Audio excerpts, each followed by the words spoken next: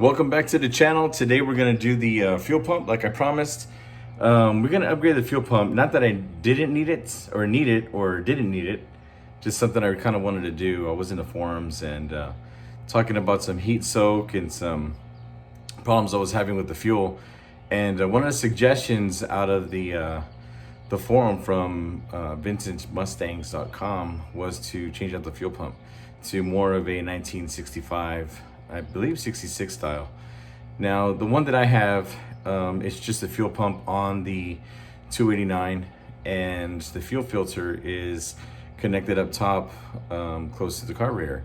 Now the fuel pump that I'm going to install, which is the 66 model, actually has the fuel filter underneath the fuel pump. It's a very large fuel filter, so it's a lot better than just the small little tiny one that we got. So it's a better design. Also probably keeps it a lot cooler because it's larger, can disperse the heat a lot better. Because with the ethanol fuel, it's just ethanol fuel is just not good for our engines. Okay, we're back at the bench, and so here's the fuel filter I got. This guy is a Carter. You can see here a Carter, and the part number is M4009. And like I said, the fuel pump has a lever which is moved up and down by the camshafts, and there's a diaphragm in here which pumps your fuel. So this guy is a pretty consistent, let's say 7 psi, possibly 8. I don't have a fuel pump or fuel regulator or a fuel pressure gauge on my car, so I really can't tell. But from what I've seen in the forums and some other videos too, that's pretty much what this guy puts out. It's pretty consistent. It's a good pump, especially for the 289s. I probably would recommend moving to this guy because, like I said, the one that I have in there right now is just the fuel pump itself. It does not have the fuel filter down here, like I said, on the bottom. Now, I got this guy off earlier. It was really tough. And it has kind of like the old fuel filter removal tabs on here on the bottom. But I was able to get it off, kind of like with the old trick where you get a knife and tap it on the top of a jar and unscrew it. So that kind of worked. I got a screwdriver and just banged the top here, kind of loosened it from the gasket. So here's the fuel filter. And if we unscrew this guy, here, so here's the fuel filter. So as you can see, this is a very large, good fuel filter. If you want to get the fuel, this one came with the fuel filter, but if you need to get a fuel filter for this type, here it is. It's a Fram. I got a Fram CG20, and that is the replacement fuel filter. I didn't know if it came with one, but I went ahead and just purchased one just in case, and so that worked out. So you have a rubber grommet on the top of this, which seals to the pump. So put that on. Just kind of push it up there. Put the cap back on. Put the cap back on. There we go. And tighten as best as we can. And do this off camera. There we go. So as long as it's sealed pretty good, you should be fine. Up here at the top, again, you have your lever, which moves up and down and moves the diaphragm. Here you have your in and your outs. On your in, this is probably where your rubber hose, your rubber fuel line is going to attach, and then on this side here on your outs is probably where you're going to have the metal line go in. So here it's just open, but it also comes with this little bag here, which has your gaskets. Here. Comes with 2 gaskets, that's nice. And a little adapter here. So here's it. So here's this little adapter that threads in.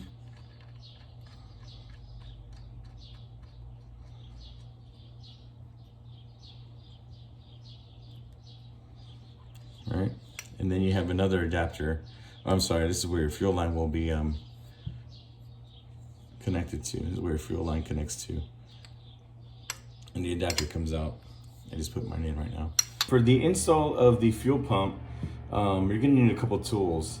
Wrench, this one you're gonna need the 9/16 flathead screwdriver. Line wrench, this one is again a 1/2 inch is what we're gonna use to take the fuel line off. The flathead is to take off the fastener for the fuel line, that's the rubber fuel line. And we use the 9/16 to be able to take off the fuel pressure sensor, because that's kind of in the way of the bolts that we need to get to. So we use that guy for that. And then we had a socket. The bolts for the fuel pump are a 14 millimeter. So I got my deep socket, a long socket, and a small extension, and my ratchet. So these are the tools that are needed just to change out the fuel pump. Okay guys, I'm really sorry I wasn't able to get the footage of taking the fuel pump off. There's the 2 bolts, and what I have done was, again, I went and took the line where it's coming from the fuel tank, stuck a bolts in there, and tightened that up so that way that doesn't leak. And then I loosened the other hard line, or the metal line, which is right here. This guy, right? That goes to the top for the carburetors with the wrench. And with that guy, I said it would be good to use a 1/2 inch line wrench to be able to get that guy off of the fuel pump. And so I was able to get that off easily. And I used a 14 millimeter socket to get the 2 bolts off, which are right here. And that came right off. So as I was taking it off, the lever was moving up and down a little bit, so it was squirting some fuel. I did catch it with the bucket down there. So I'm gonna try to get the new one in. Now, the old one, when you're pulling it out, it got pushed down because, again, the lever has tension on it. So the lever goes back into place, and so it pushed down the fuel pump, but it did come out. The problem is that putting in the new one, I'm gonna have to put it in, push it up, then get the bolts in. So that's gonna be a little difficult. All right, so I put the gasket on the fuel pump. What I'm gonna try to do is at least get 1 bolt through the gasket like that. And so that way I don't tear this gasket. At least they're already through, right? And see what I can do here. So wish me luck, guys.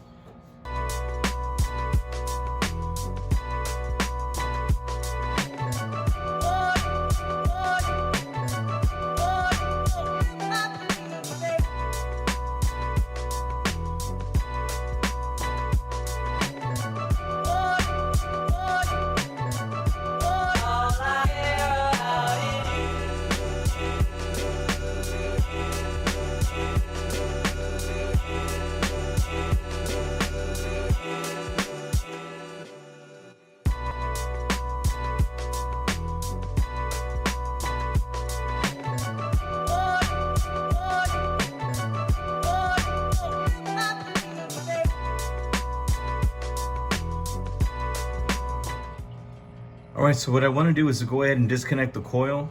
That way I can turn the engine and get the cam in the right spot, so that way I can put the fuel pump in. Now to disconnect this guy, all you got to do is grab this guy here, pull that off, and you're good to go. No more spark.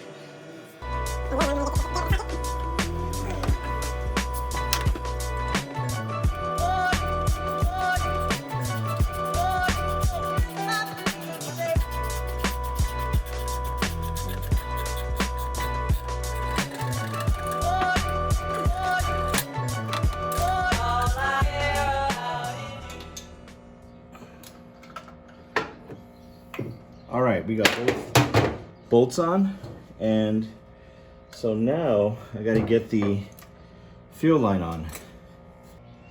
Okay, so the fuel pump is in. Let's get the adapter for the hard fuel line that goes to the carburetor tightened up. Sorry about the angle again.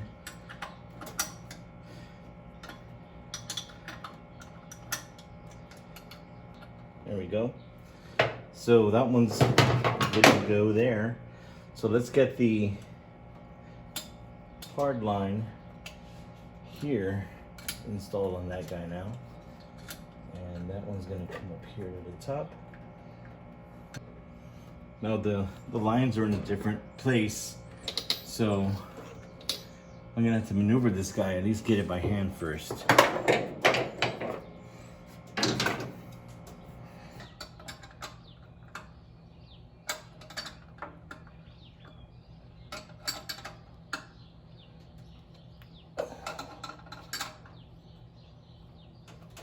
All right, so the metal line is on. And so now all I have to do is get the rubber line that's going towards the fuel tank on. Again, using the line wrench on the metal line, 1/2 inch. There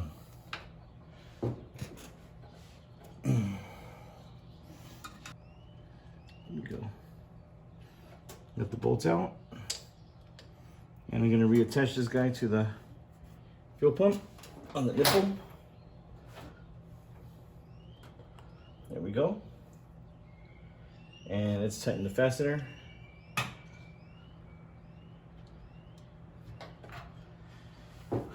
Both hands, of course. All right, so that guy's on. So what I want to do next is reconnect the ignition coil, because I had taken that off so I could turn the engine. All right, so that guy's back on. The only thing we don't have, the only thing we don't have on right now is the oil pressure sensor. So let's go ahead and get that guy back on. And I'm gonna spray this down with some soapy water. That way, kind of gets rid of the any gas that leaked on the engine compartment. So let's get that oil pressure sender on there. Oil pressure sender. Get this on there.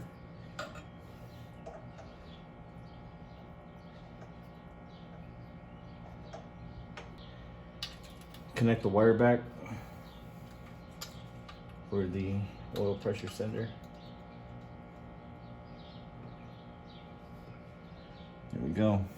All right, I'm gonna spray this down. All right, so I got just some soapy water. I'm gonna spray this guy down.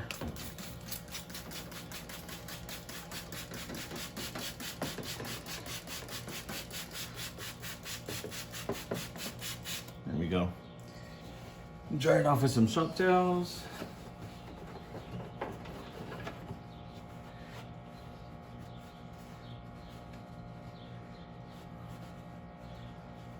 There we go.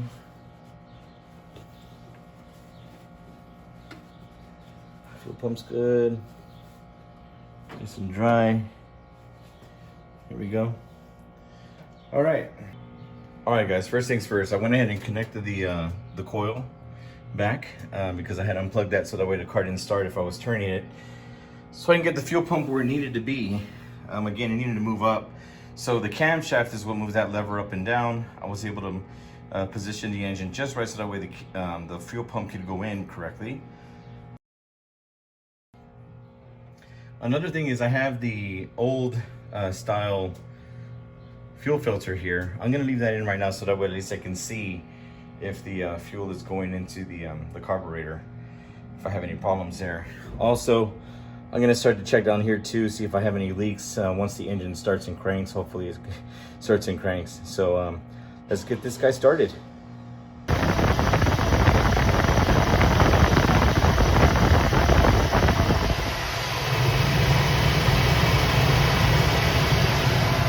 All right, guys, so it looks like we're good. No leaks on the bottom. I'm gonna go ahead and check the fuel pump, make sure there's no leaks there. And all right, looks like a success. Hey, so the fuel pump is in, the car is running great, and I just want to thank you guys for watching another video. So remember, like and subscribe, and we'll check you on the next one.